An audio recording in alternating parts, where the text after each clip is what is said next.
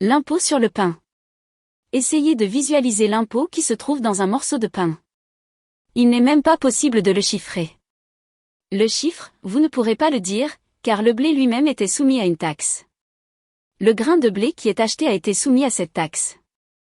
Prenez conscience que le paysan qui a acheté du blé, il a déjà versé des taxes.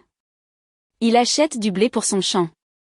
Son champ a été taxé, et l'essence pour son tracteur a été taxée. Le camion qui lui a livré le blé a été taxé. Le chauffeur, lui-même, a été taxé puisqu'il a un salaire. Le permis de conduire du conducteur a été soumis à une taxe. Le carburant pour livrer le fermier est taxé. Le fait d'être assuré, l'assurance du camion et du tracteur est taxée.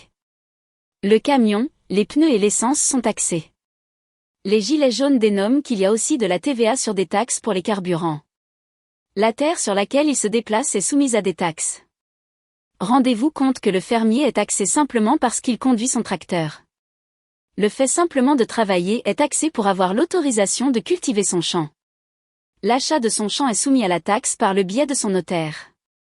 Si quelqu'un est venu lui prêter main forte, il est déclaré et donc assujetti à la taxe. Les produits, les engrais pour entretenir son champ jusqu'au stade de la croissance du blé, sont taxés. La récolte est assujettie à une taxe. La vente au sein de la coopérative. La vente par la coopérative, au moulin qui fait la farine est taxée. Le boulanger qui se fait livrer la farine chez lui est taxé. Sa boulangerie, son apprenti, sa vendeuse, son four électrique, l'éclairage est taxé, etc. Vous aurez compris que la TVA indiquée en bas de votre ticket de caisse est bien loin de la réalité.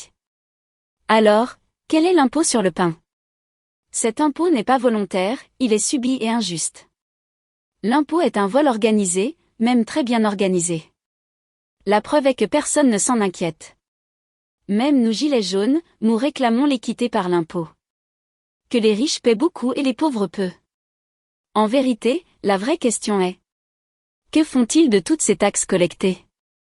Nous vous laissons réfléchir et laisser vos commentaires sur cette dernière question. N'oublions pas que nous ne ferons pas un monde différent avec des gens indifférents.